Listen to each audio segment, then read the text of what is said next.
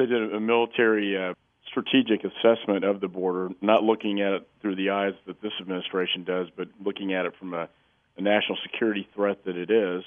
And, the findings are I think, right on in terms of the spillover, the idea that they are now using parts of Texas and other states on the southwest borders as a safe haven, and that they're in 1,000 cities across the United States. And I think, if anything, the events of this week demonstrate that this is a huge threat when you have an Iranian operative attempting to power up with the drug cartels, in this case the Zetas, to assassinate a high-profile ambassador, Saudi ambassador, in Washington, D.C. And I think these hearings will get a lot of attention.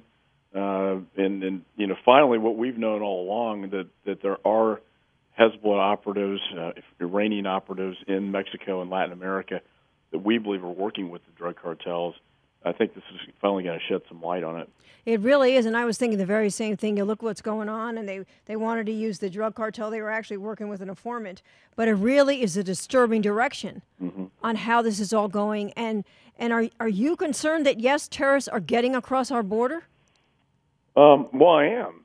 I think, and they have. I mean, we've had several, and they're primarily Hezbollah, Iranian-type agents that have gotten into the United States. But the thing about this case that just broke this week was not only were they going to hire a team of 4 assassins from the Zetas, but also smuggle in explosive devices from Mexico into the United States, because in their view, and I think rightly so, they thought it was easier to smuggle explosive devices across the Mexican border than it was to go directly into the U.S. And so I'm very concerned about this and the level of violence that we're seeing by these drug cartels.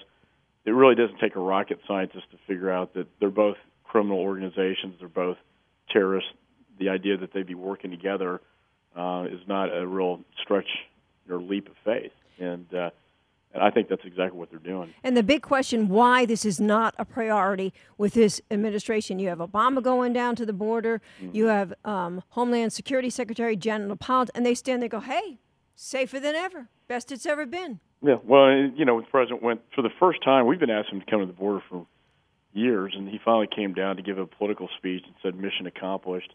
The administration here, all they say is it's never been more secure. These witnesses tomorrow are going to give you a totally different picture of what's happening. And we also have a rancher who's going to testify about the bodies that he finds on his property all the time. Yes, and that's Doc Vickers you're right. talking about. Yes, because we've been down and we've been out with him, and it is unbelievable. Not only the number of people they stumble on coming across the border, but also, as you said, the bodies that they find. I mean, he found a body on his own ranch. Yeah, human skulls. I mean, it's just, I tell you, this situation has just gotten so bad. And you're absolutely right to say that they're just not making this a priority, and it's right in our backyard, right next door. We're halfway around the world in Libya, but this is, this is a direct threat to the United States, and we got to take it that way. And what you're going to hear the generals say, and they're both highly respected. They're not partisan, but they're looking at it through the eyes of a military general and how they see it in terms of what needs to be done to protect our national security. And at some point, NORTHCOM, if all hell breaks loose down there, NORTHCOM's going to get involved because, they've obviously developed a plan in the event Mexico becomes a failed state. Yep, and the generals actually say that these cartels need to be designated as foreign terrorist organizations.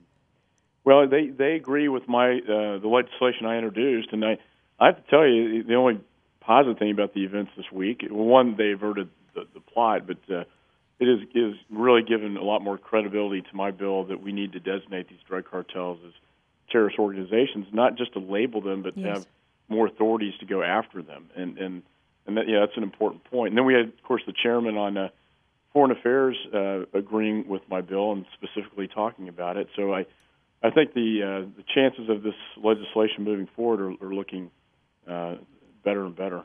And when you look at this report, Congressman, it really makes clear this is no longer limited to just the border states. I mean, I was just down in North Carolina visiting with some sheriffs, and they say, you know what, we may not be close to the border, but these guys are hanging out in plain sight in our own backyards. And Americans, as you are trying to make clear tomorrow, they need to know about this.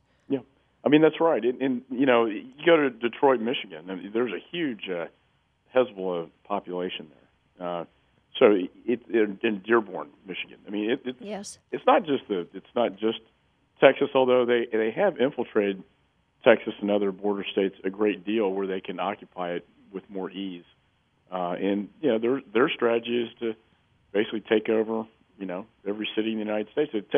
They're in 1,000 cities right now, according to the FBI. So, yes. You know, what we want to avoid is the level of violence we're seeing in Mexico start happening in the U.S.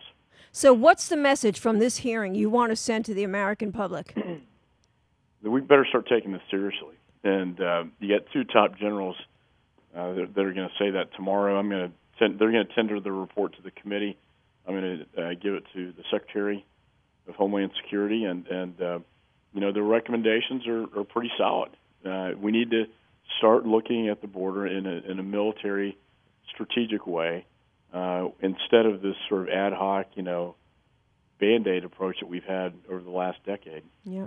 I mean, you can't look at it the way this administration is, because we're all going to end up, as you said, at risk. And as you said, you can't put a Band-Aid in, but you got to realize it's happening. You can't just look the other way and pretend and not be truthful with the American people, because we are all at risk. And it's like this Iranian Hezbollah connection to the drug cartels. We've been talking about this for years, and politicians have just looked the other way. They don't want to give it credibility. They don't want it to be an issue, and we just saw this week that it very much is.